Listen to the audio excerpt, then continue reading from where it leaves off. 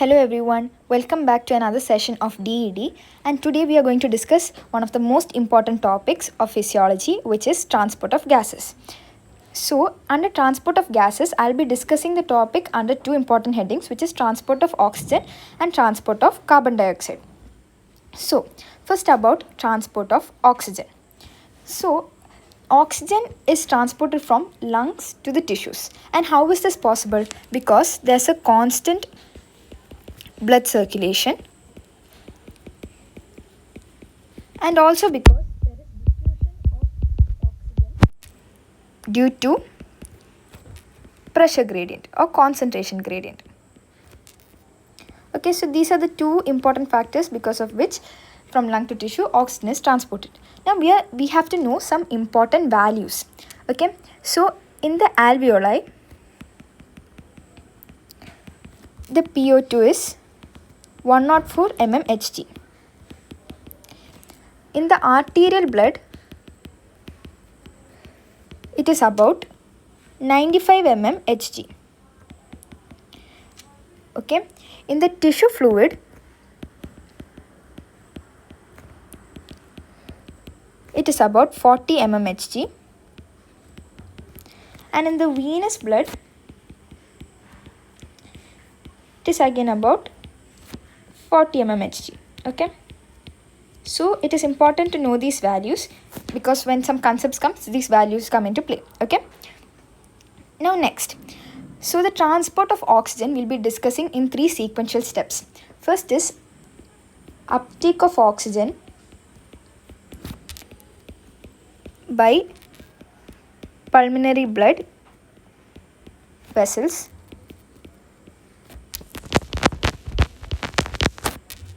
in lungs, transport of oxygen in arterial blood, and release of oxygen to tissues. Okay, so we'll be discussing the transport of oxygen in these broad headings. Okay, so hope this is clear. Now coming to uptake of oxygen by pulmonary blood. Okay, in the alveoli, we know the partial pressure of oxygen is about 104 mmHg. Okay, 104 mmHg. And we know in the pulmonary blood vessel, it's about 40 mmHg. Now there's a difference of 64 mmHg, right? So this is the pulmonary blood vessel, capillaries. Okay, capillaries. So because of this pressure gradient or concentration gradient, what happens? Oxygen diffuses across the respiratory membrane into the pulmonary capillaries. Okay, hope this is clear. Now, across the respiratory membrane oxygen is diffused. Okay, so we are supposed to know the layers of respiratory membrane, which is very important. So there is a surfactant layer. There is an alveolar epithelial layer.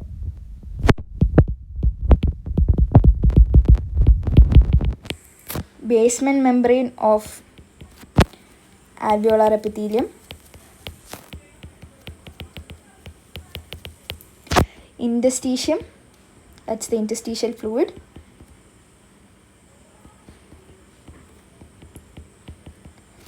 Basement membrane of endothelial cells and the endothelial cells. Okay, so these are the layers. That's the endothelial cells, basement membrane of endothelial cells, interstitial fluid, basement membrane of alveolar epithelium, and surfactant. Okay, so these are the layers of the respiratory membrane. Now what are the characteristic features of the respiratory membrane? One thing is its surface area. The surface area is 70 meter square and the thickness is only 0.6 micrometer. Okay, so in spite of these many layers, the thickness of the respiratory membrane is very less. It's only 0.6 micrometer. So while discussing this, we come to the point of what are the factors affecting diffusion across the respiratory membrane. So first itself, as we have discussed, thickness.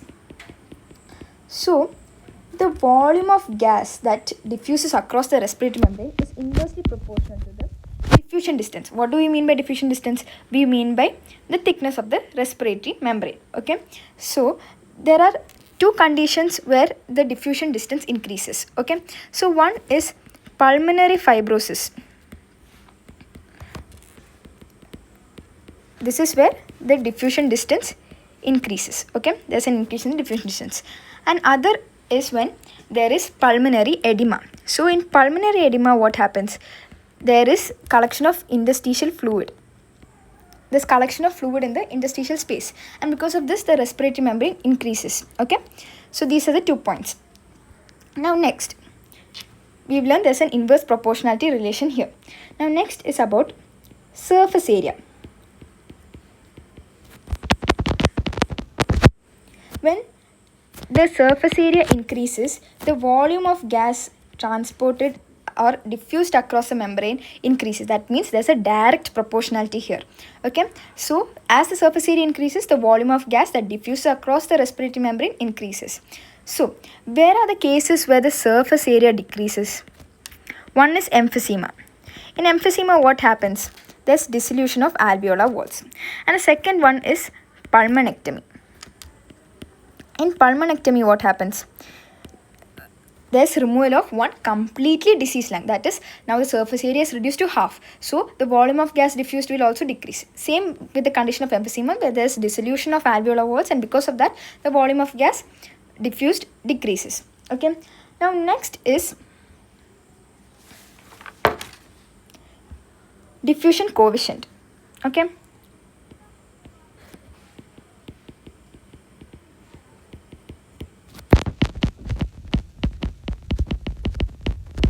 What do we mean by diffusion coefficient?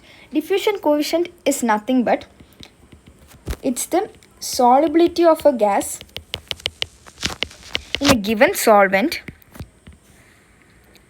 divided by root of its molecular weight. So it's actually a function of molecular weight. And what we have to know is that the diffusion coefficient of carbon dioxide is approximately about 20 times that of oxygen. Okay, this is the point which we have to know here. Okay, now next we come to the pressure gradient. Pressure gradient across the respiratory membrane. Okay, so the volume of gas, here I forgot to mention a point that the volume of gas is directly proportional to the diffusion coefficient. Okay, now next, the volume of gas is directly proportional to the pressure gradient. That is, partial pressure of the gas in capillaries minus partial pressure of the gas in the alveoli. Okay, so there is a direct proportionality here. Now from all of these relations, we can come to one equation, which is volume of gas diffused across the respiratory membrane per minute is equal to D into A by D into PC minus PA. Okay, so here we got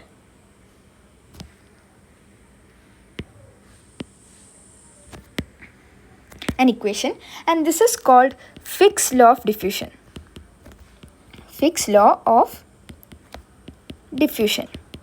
Okay, so it's very important. This shows that the volume of gas diffused across the respiratory membrane depends on many factors, and these are the factors which we discussed, which is thickness, surface area, diffusion coefficient, and pressure gradient. Okay, so hope this much is clear.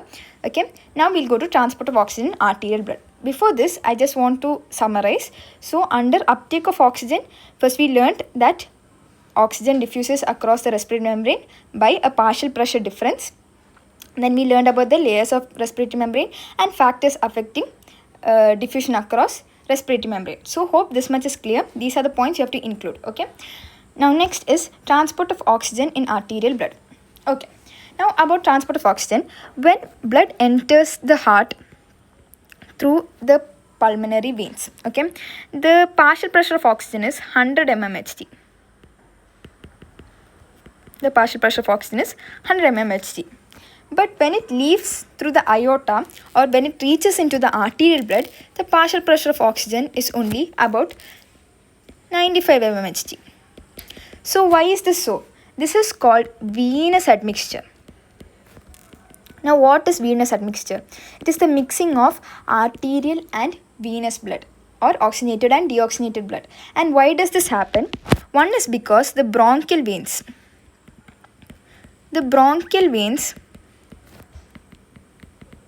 anastomose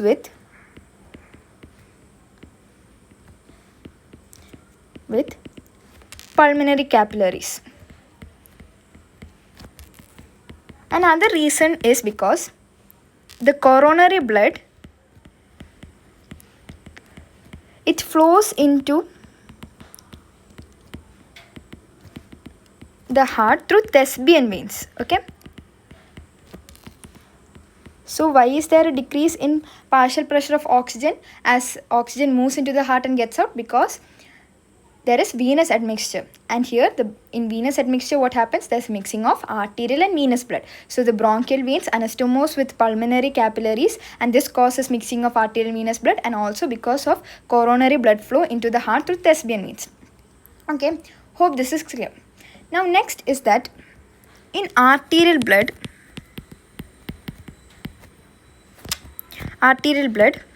okay, there's 20 ml of oxygen content in 100 ml blood. Okay, and in venous blood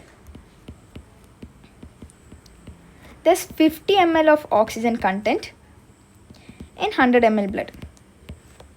Okay, so what does this imply? This implies that 5 ml of oxygen per 100 ml of blood is transported to the tissues. Okay, that's what this means. That is, arterial blood contains 20 ml oxygen in 100 ml blood, and venous blood contains 50 ml of oxygen in 100 ml blood. This implies 5 ml of oxygen is taken up by the tissues in 100 ml blood. Okay, so hope that is clear for you. Next, oxygen is transported in two forms. One is dissolved form, that is about only 1%, and the other one is as oxyhemoglobin or combined with hemoglobin, and that is 99% of oxygen is transported that way. Okay, now we'll be discussing about oxygen transport in the dissolved form. Okay, so hope it is clear till now. Okay, now at a partial pressure of oxygen at 97 mmHg, that is in the arterial blood, 0.3 ml oxygen out of 20 ml oxygen in 100 ml blood is transported in the dissolved form. Okay, hope it is clear. And this follows Henry's law. And what is Henry's law? Henry's law is that the amount of gas dissolved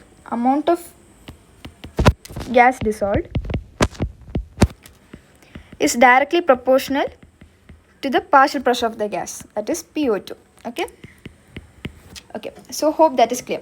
Now from this what can we understand? There is no limit to how much oxygen can be dissolved. That is, there is no limit to amount of oxygen dissolved. That is, as long as there is sufficient PO2, the amount of oxygen dissolved can increase. Okay, now what is the practical application of this? So suppose in carbon monoxide poisoning, okay, hemoglobin is denatured, and when hemoglobin is denatured, you can't increase oxyhemoglobin concentration because there's a limit to it. There's a saturation limit to formation of oxyhemoglobin. So what can you do instead? You can give hyperbaric oxygen. That is, you increase the amount of dissolved oxygen at high pressure. So you give oxygen at extremely high pressure, and this enables oxygenation of tissue. So the point is very simple. Because oxyhemoglobin as a saturation level, when hemoglobin is denatured, there's a limit to formation of oxyhemoglobin. So when this carbon monoxide poisoning, you can give hyperbaric oxygen. That is, at high pressure of oxygen, there's sufficient amount of oxygen dissolved, and this helps in oxygenation of tissue. So hope this is understood. Now so we discussed in dissolved form. Now we will discuss in combination with hemoglobin, that's oxygenation of hemoglobin. So oxygenation of hemoglobin, it's not oxidation. You should not misinterpret it with oxidation. Oxidation is nothing but oxygen combines with hemoglobin to form a reversible loose bond of oxyhemoglobin. Okay, simple point. It's a very simple point. Just that oxygen combines with hemoglobin to form a loose and reversible combination, and this forms oxyhemoglobin. Okay, now one thing you have to notice that hemoglobin, it has 4 heme units. Consider these to be the 4 heme units, and each heme unit has an iron molecule or iron moiety. Okay, so each iron moiety can bind to oxygen. Okay, this is just a rough diagram. Okay, so this implies that one hemoglobin molecule can bind to 4 molecules of oxygen. Okay, that's the point. That's the second point. Now another point is that hemoglobin, which has 4 heme units, can bind to oxygen to form Hb4O2. Then it forms Hb4O4, and then it forms Hb4O6, and then Hb4O8. Okay, now the point you have to understand is that the affinity of hemoglobin to oxygen increases with each next step. And what does this imply? This implies that Hb4O2 has more affinity for oxygen than Hb4. Hb4O4 has more affinity for oxygen than Hb4O2. And Hb4O6 has more affinity for oxygen than Hb4O4. And why does this happen? What is the reason? Because when there's insertion of oxygen into the hemoglobin, there's rupture of salt links. Okay, that's point 1. And what does this cause? The quaternary structure of hemoglobin from the tense state, that's the T state, it is converted into the relaxed or R state. Okay, and this favors the binding of oxygen, and this favors oxygen binding. Okay, hope you understood that. So there's a rupture of salt link when oxygen binds to hemoglobin, and then the tense T state is converted to relaxed R state, and this favors oxygen binding, and this is called cooperative binding kinetics. Cooperative binding kinetics. And this is why the oxygen dissociation curve has sigmoid shape, which we'll be discussing about later. Okay, so hope this much is clear that in combination with hemoglobin, it's oxygenation, it forms oxyhemoglobin, which is a reversible loose bond. One hemoglobin can bind to 4 molecules of oxygen, and as each oxygen molecule binds to hemoglobin, the affinity of hemoglobin to oxygen increases, and we've learned that's because the tense T state is converted to relaxed state, and this is called cooperative binding kinetics. So these many points should be included in your answer. Okay, hope that's clear. Now we'll go to oxygen carrying capacity of hemoglobin. Okay, now about oxygen carrying capacity of hemoglobin, what we have to know is that 1 gram of hemoglobin, okay, 1 gram of hemoglobin can bind to 1.34 ml of oxygen. Okay, next point is that in 100 ml of blood, okay, there is 15 gram hemoglobin. So this implies that 15 gram of hemoglobin can bind to 20.1 ml of oxygen.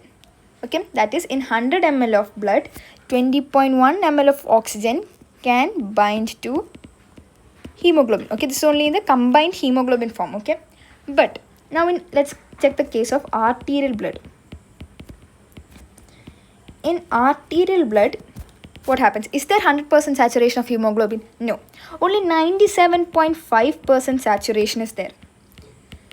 So that implies that 97.5% percent of 20.1 1 ml, which is 19.5 ml. Only 19.5 ml of oxygen is in the combined form with hemoglobin. That's as oxyhemoglobin. Okay, as oxyhemoglobin. Okay, now, but we also know that in the dissolved form, as we discussed earlier, 0.3 ml of oxygen is transported. Correct. So 0.3 ml of oxygen transported. So total oxygen content in arterial blood is equal to oxygen in dissolved form plus oxygen combined form, which is equal to 0.3 plus 19.5, that is 19.8 ml of oxygen content is present in arterial blood. Now what is the situation in venous blood? In venous blood, where PO2 is 40 mmHg, only 75% saturation of hemoglobin is present. Okay, so 75% of 20.1 ml gives 15.1 ml, which is bound to hemoglobin. Okay, and 0.12 ml of oxygen is in dissolved state. So as we discussed earlier, total oxygen content is 15.1 ml plus 0.12 ml, which is about 15.2 ml. So 15.2 ml of oxygen is bound to hemoglobin. It's not, the 15.2 ml oxygen is the total oxygen content, out of which 15.1 is bound to hemoglobin and 0.12 is in dissolved state. Okay, hope that's clear.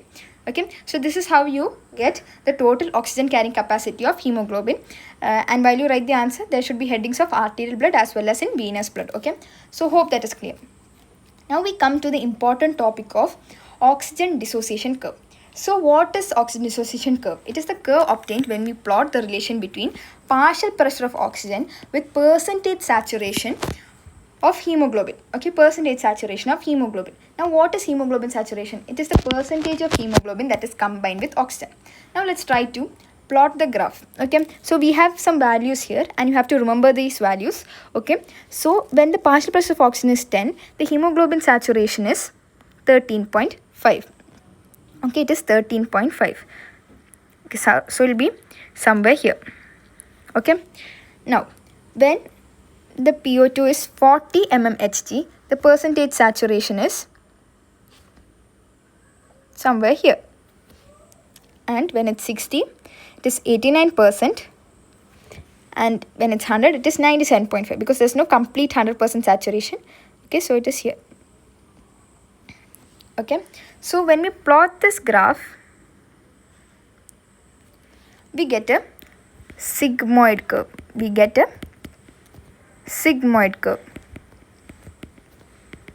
Okay, hope that is clear. Now what we have to understand from this is that there are two zones in oxygen dissociation curve. One is the loading zone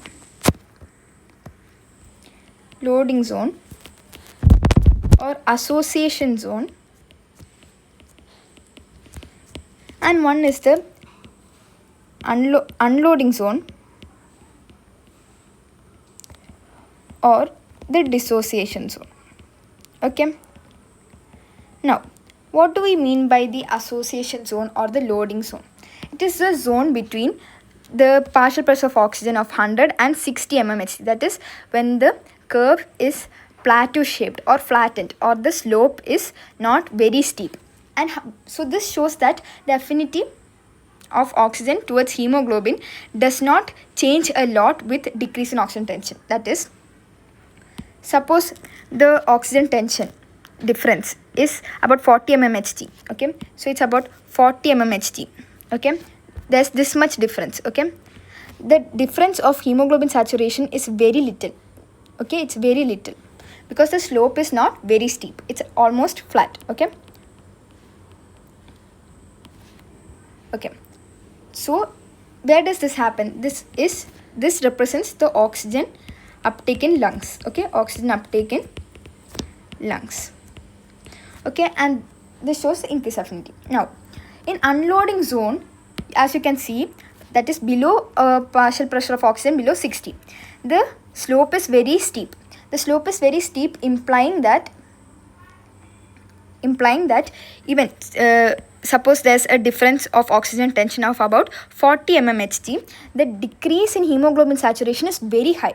Okay, this shows the oxygen release at tissue levels. So at tissues where oxygen should be released and the oxygen tension in tissues is about 40 mmHg, there's increased release of oxygen from the combined form. Okay, so this shows the oxygen release in tissues. Okay, so there are two zones, unloading and loading zone. One is the association zone and one is dissociation zone. Here the slope is steeper in which zone? In unloading zone. Okay, slope is steeper. Okay, now in the tissues there is increased consumption of oxygen. Okay, now because of the increased consumption of oxygen, the tissue PO2 will decrease. But because even with a slight decrease of tissue PO2, there's a huge release of oxygen. What happens? This is compensated for. That is, it minimizes the decrease in tissue PO2, and this is called the buffering effect. Okay, buffering effect. I'll explain it once more. Okay, so basic point. In tissues, oxygen is consumed a lot. Okay, so obviously tissue PO2 will decrease. So when the tissue PO2 decreases, okay, suppose the tissue PO2 decreases even a slight bit. Okay, when in a slight bit, the hemoglobin saturation decreases a lot. Okay, so hemoglobin saturation decreases means what? Oxygen is released. There's a greater release of oxygen. So when there's a greater release of oxygen, it minimizes the decrease in tissue PO2. Okay, hope it is clear, and this is called the buffering effect. So these are the simple points we have to know about oxygen dissociation curve, which is we have to know what is oxygen dissociation curve. We should know how to plot the oxygen dissociation curve. We should know what is it is called that it is a sigmoid curve. There are two zones, loading zone and unloading zone. The significance of buffering effect when the slope is steeper. Okay, so these are the points that you have to know. Now there's one more point in loading zone. It's that even with a huge decrease in oxygen tension, we told that there's only a slight decrease in hemoglobin saturation. So it actually provides a margin of safety. That is, suppose someone is climbing the mountains and there's a decrease in oxygen tension in high altitudes. Still the hemoglobin saturation won't have great variations. Okay, and this provides a stability. Okay, so this is called the margin of safety.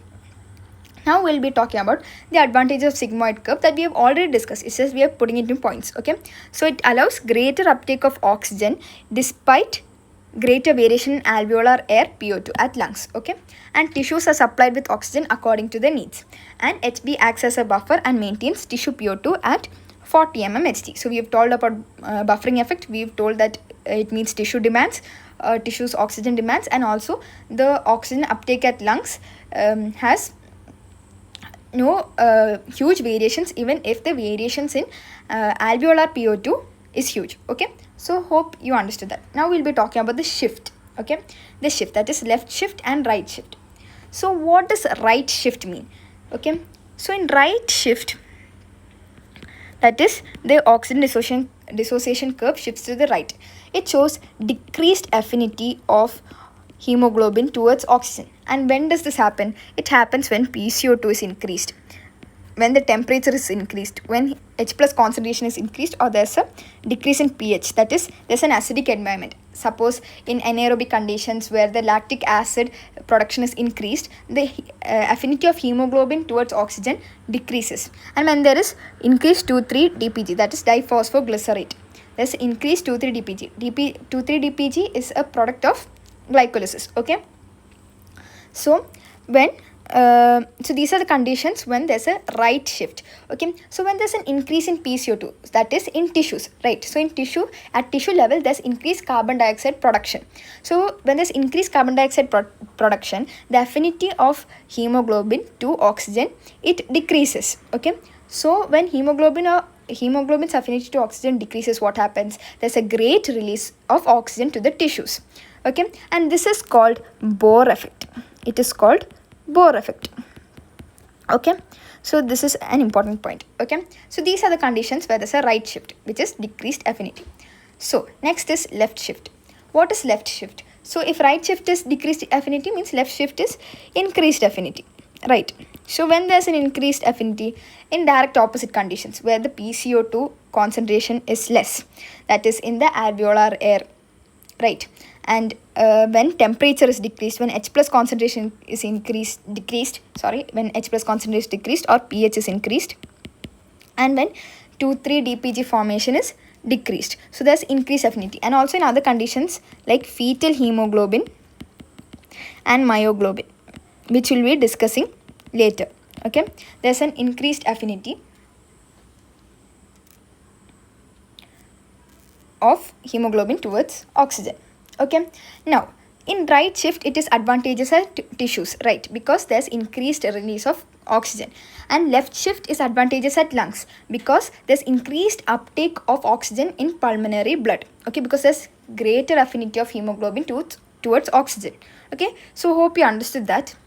Now we'll be talking about P50. So what is P50? P50 is nothing but it's the partial pressure of oxygen when hemoglobin saturation is 50%.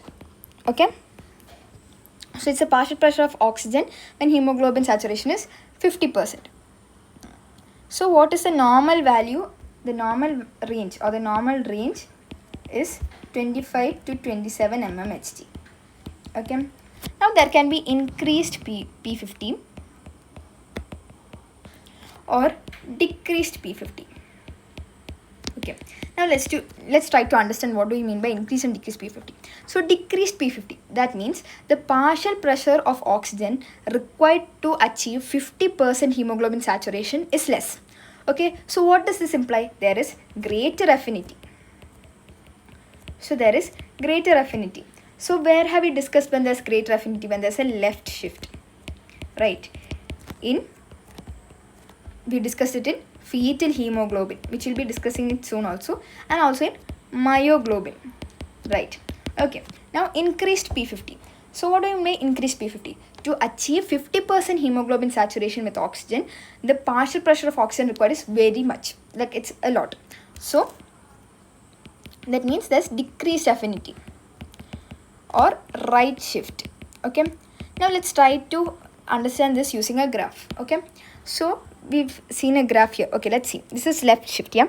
So for 50% hemoglobin saturation, if it was a normal ODC curve, it required 25 mmHg.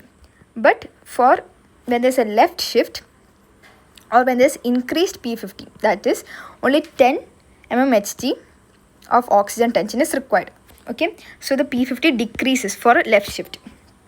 Now in right shift, when there is decreased affinity, you can see the P50 increases. The P50 here increases. This is normal P50. The P50 increases because of right shift, which is decreased affinity. Okay, hope you understood that. Now we'll be discussing about fetal hemoglobin. As you can see here, there's a left shift as we discussed in the graph. Okay, now why is there a left shift? Okay, because fetal hemoglobin has decreased affinity for 2,3-DPG. But why is it so? That is because fetal hemoglobin is made up of 2 alpha chains and 2 gamma chains, and adult hemoglobin is made up of 2 alpha chains and 2 beta chains. Now gamma chain has decreased affinity for 2,3-DPG compared to beta chains, and that is why this happens. Okay, so hope this is clear for you. Now we'll go to myoglobin. So what is myoglobin? And it is a protein that is present in high concentrations in muscles that is specialized for sustained contraction, like in leg muscles or cardiac muscles. Okay, or cardiac muscles. Okay, now as you can see in the graph, it is a rectangular hyperbola. It's not a sigmoid curve but a rectangular hyperbola. And from this, what can we understand? The rate of association of oxygen with myoglobin is higher than that of hemoglobin. Okay, the rate of association of oxygen with myoglobin is greater than that of hemoglobin. Hope you understood that. And this does not show, that is, myoglobin doesn't show Bohr effect. It doesn't show Bohr effect.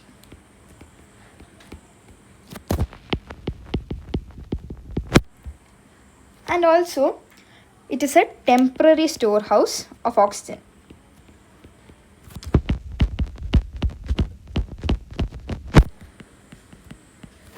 Now let's try to interpret the graph. Okay, so let's say for a given PO2, let's take about 20 mmHg. Okay, for 20 mmHg, the hemoglobin saturation and the myoglobin saturation, look at the difference. There's a increased myoglobin saturation than hemoglobin saturation, right? So this is why myoglobin is a temporary storehouse of oxygen, and it also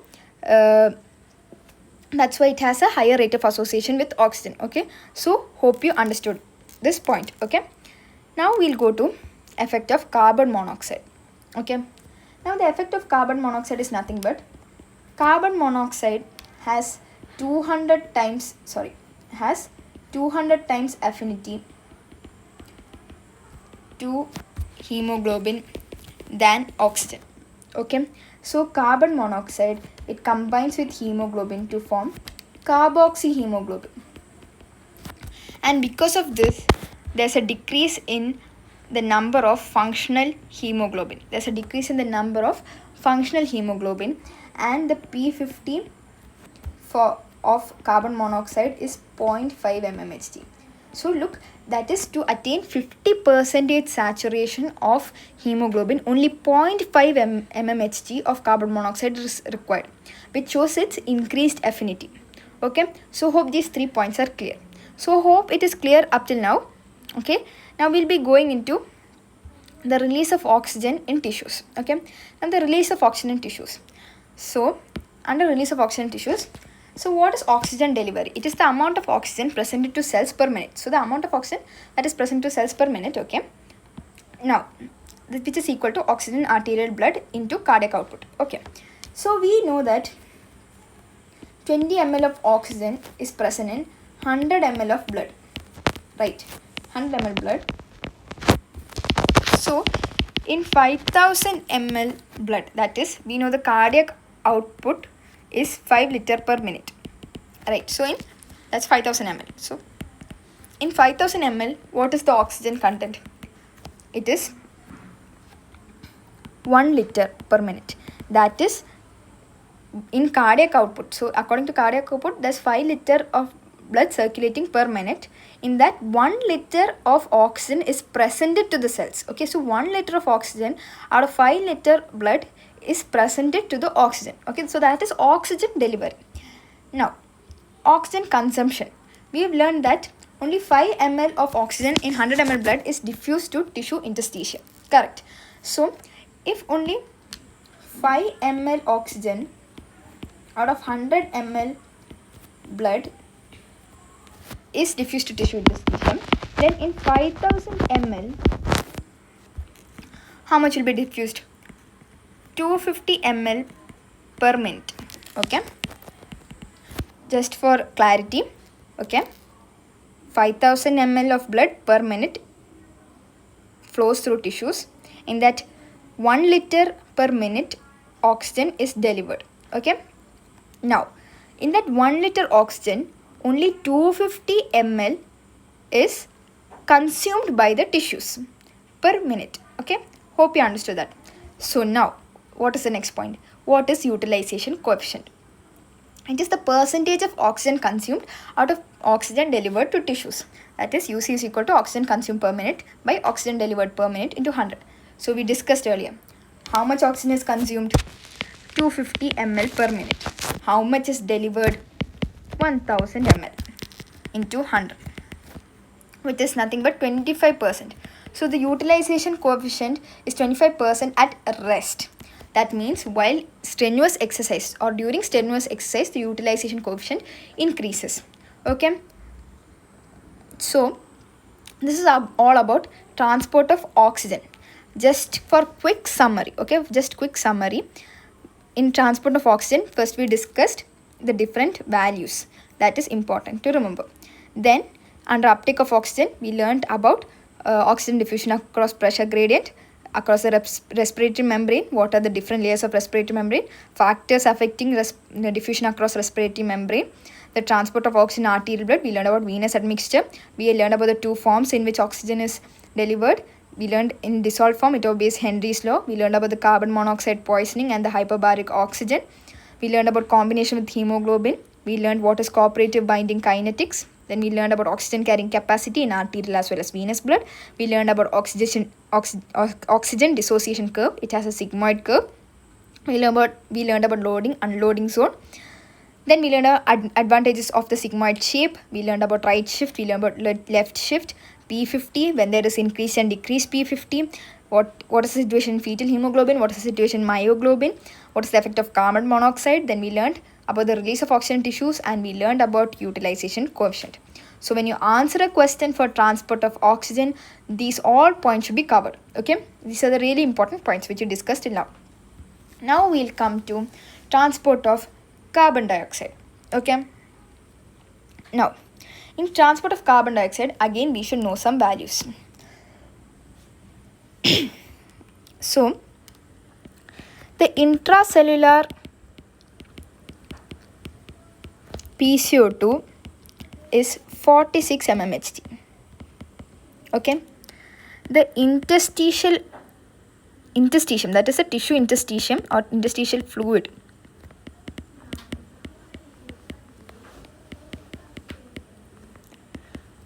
PCO2 is 45 mmHg. Okay, the arterial blood PCO2 is 40 mmHg.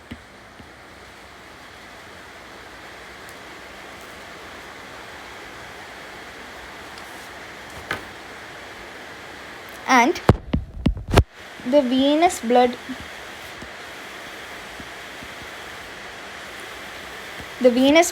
PCO2 is 45 mmHg. And the alveolar air PCO2 is 40 mmHg. Okay, so we'll just figure out the diffusion of carbon dioxide through this. The intracellular PCO2 is 46 and tissue interstitium is 45. So there is a difference, there's a concentration difference of 1 mmHg. So carbon dioxide from cells, it goes into the tissue interstitium. Now the arterial blood which is present through the tissues has a 40 mmHg of PCO2, and the tissue interstitium has 45 mmHg. So carbon dioxide diffuses into the arterial blood and the concentration of carbon dioxide in blood increases, causing the venous blood to have a carbon dioxide concentration of 45 mmHg. That's the partial pressure. Okay, so this is about the different values which you have to know. Now coming to the next point. The next point is that arterial blood has 48 ml of carbon dioxide per 100 ml blood, and venous blood has 52 ml carbon dioxide per 100 ml blood. So from this, what can you understand? That from tissues to the blood, carbon dioxide is released. How much? 4 ml CO2 per 100 ml blood. Okay, so 4 ml CO2 per 100 ml blood is released by tissues. Okay, and we know the cardiac output is 5000 ml per minute. So if 4 ml CO2 is present in 100 ml blood, then in 5000 ml how much will be present? 200 ml will be present, right? So 200 ml per minute of carbon dioxide is transported in the blood from tissues to lung. Okay, from tissues to lung. Okay, so hope that is clear. Now Now we come to the point that carbon dioxide is transported in three forms. One is dissolved form, which is about 7%, in bicarbonate form, which is about 70%, and as carbaminohemoglobin, which is 23%. Okay, so first we'll talk about the dissolved form. Okay, so in arterial blood, where the PCO2 is 40 mmHg, 2.4 ml of 100 ml blood is in the 2.4 ml of carbon dioxide in 100 ml of blood is in dissolved state. Remember, this is in dissolved form and this is the total carbon dioxide content. Okay, so don't get confused by this. This is total carbon dioxide content and this is in the dissolved form. Okay, and in venous blood, 2.7 ml of carbon dioxide is present in 100 ml of blood in dissolved state, which implies from the tissues about 0.3 ml carbon dioxide is transported by blood in dissolved form. This is in dissolved form. Okay, dissolved form. Okay, so hope that is clear. Okay, this is in dissolved form. Now next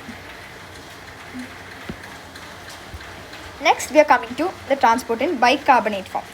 Okay, so this is the tissue cell. Okay, so we know in tissue cell the PCO2 is 46 mmHg, right? Okay, this is the tissue in this tissue, and we know here the PCO2 is 45 mmHg. So carbon dioxide moves into the tissue in this tissue. Okay, got it. Now this is the capillary wall. This is the plasma where the PCO2 is 40 mmHg and this is the RBC. Okay, clear. Okay, now because there's a pressure gradient that is between 45 mmHg and 40 mmHg, carbon dioxide diffuses into the blood vessel. Okay, now when carbon dioxide diffuses into the blood vessel, it can either be transported in the dissolved form or it can enter the RBC. Okay, in the RBC it combines with water in presence of carbonic anhydrase to form H2CO3. Okay, carbonic acid, and carbonic acid then dissociate to form H plus and bicarbonate.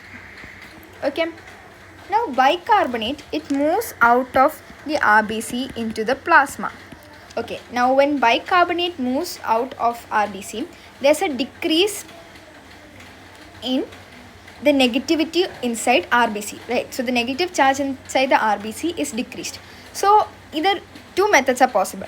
Either you can remove a cation out of RBC or there can be an entry of a negative ion. But since RBC is impermeable to cations, there can be an entry of an anion into the RBC. So instead, chloride moves into the RBC. Okay, and this is called the Hamburger phenomenon. Hamburger phenomenon or the chloride shift. Okay, chloride shift. And how is this possible? Because of band 3. It's mediated by band 3, and band 3 is an ion exchange membrane protein. Okay, so hope this much is clear. Okay, now there's oxyhemoglobin. So when when blood reaches the tissues, oxyhemoglobin dissociates and oxygen is released into the tissues. Okay, oxygen is released into tissues and there is deoxyhemoglobin. Now H plus and hemoglobin combine to form HHB plus, which undergoes a carb amino reaction along with carbon dioxide to form carbaminohemoglobin. Okay, this we'll be discussing about later also. Okay, so this is the entire process of bicarbonate formation. So this much you have to write. Okay, hope this is understood and this is clear. Okay, now in carb amino form. So what do we mean by carb amino form? That is, carbon dioxide binds with an amino group of any protein to form a carb amino compound. Carb amino compound. Okay. Now, this can happen in plasma as well as in the RBC. Okay. So let's figure that out. In plasma, carbon dioxide binds with any of the plasma proteins, okay, of the amino group of plasma proteins. And in RBC, it combines with the amino group of hemoglobin to form carb amino hemoglobin. Okay, carb amino hemoglobin. And this is also a reversible loose bond. Okay, hope you understood that. It's also a reversible loose bond. Okay, now we'll be discussing about carbon dioxide dissociation curve. Okay, so carbon dioxide dissociation curve is a curve obtained when you plot the relationship between PCO2, that's partial pressure of carbon dioxide, and total carbon dioxide concentration. We are not only talking about hemoglobin concentration but also hemoglobin saturation, but total carbon dioxide concentration, and this is unlike oxygen dissociation curve. Okay, now here we have to know about some factors affecting carbon dioxide dissociation curve. First is oxygen. So what does oxygen have a role here? Okay, here deoxyhemoglobin in the tissues, that is in the tissue capillaries, can load more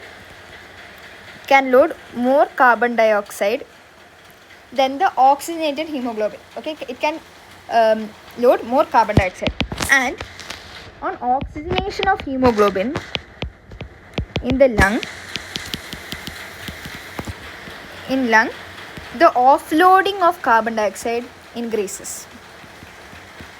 Okay, so what can we understand from this? That is, by binding of oxygen to hemoglobin, there is decreased affinity of hemoglobin towards carbon dioxide, and this is called the Haldane effect. Okay, hope you understood that. So when oxygen binds to hemoglobin, the affinity of hemoglobin towards carbon dioxide decreases, and this is called the Haldane effect. Okay,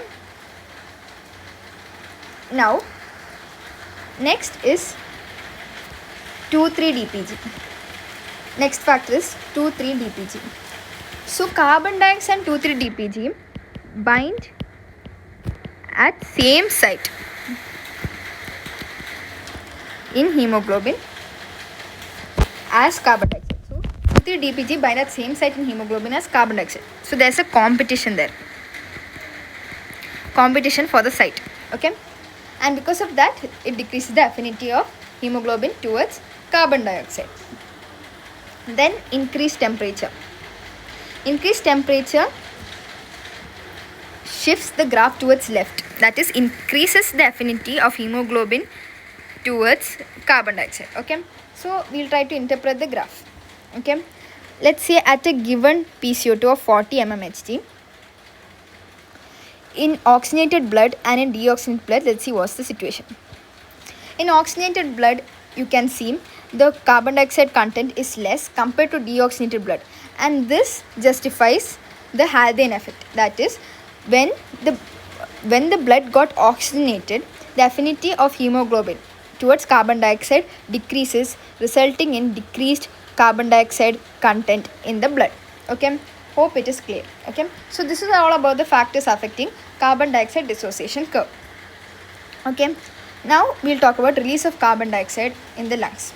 Okay, so we know, this is the alveoli, this is the RBC, and this is plasma. Okay, in alveoli, what is PO2 concentration? 104 mmHg. What is the PCO2 concentration? 40 mmHg. Okay, and in venous blood, that is the blood presented to the lungs, what is PO2? 40 mmHg.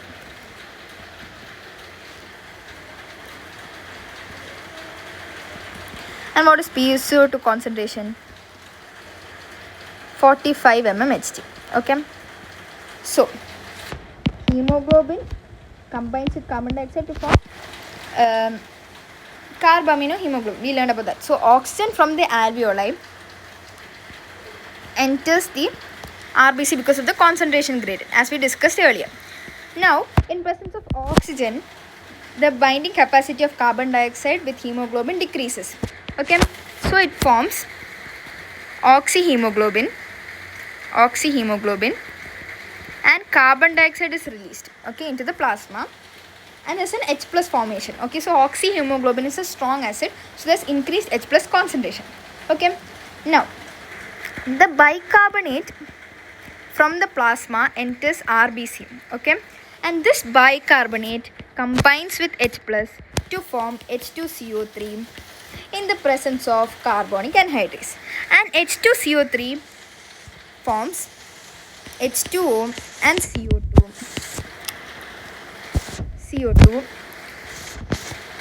and CO2, and this CO2 diffuses out into the plasma.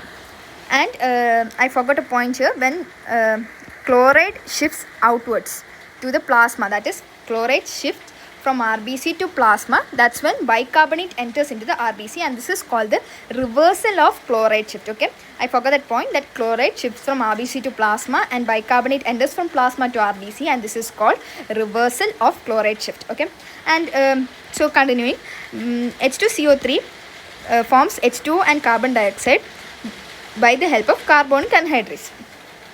Okay, and H2O is released into the plasma, and carbon dioxide, which is now present in the plasma, okay, because of the pressure gradient, that is 45 mmHg and 40 mmHg, carbon dioxide diffuses into the alveoli and is expired out.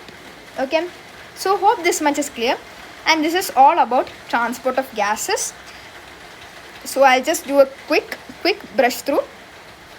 Okay, just to make sure we covered all the points. So under transport of gases, we learned about transport of oxygen, transport of carbon dioxide. We learned about some values of PO2. Then we learned about respiratory membrane, factors affecting diffusion. Then we learned about the forms in which oxygen is transported.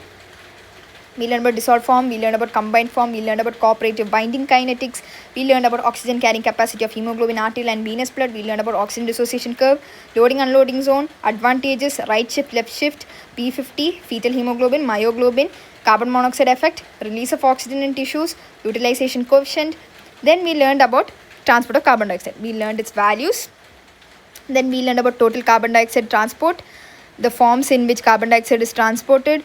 Then we learned about in dissolved form, the amount in dissolved form, that's 0.3 ml carbon dioxide. Then we learned about bicarbonate form, we learned about hamburger phenomenon, we learned about carbamino form, how it forms carbamino hemoglobin, we learned about carbon dioxide dissociation curve, factors affecting carbon dioxide dissociation curve. Then we learned about release of carbon dioxide in the lungs. So this topic is a bit huge, but it is a very conceptual topic, so you have to sit and study this. So hope it is clear up till now, and thanks for watching. All the best for your exams.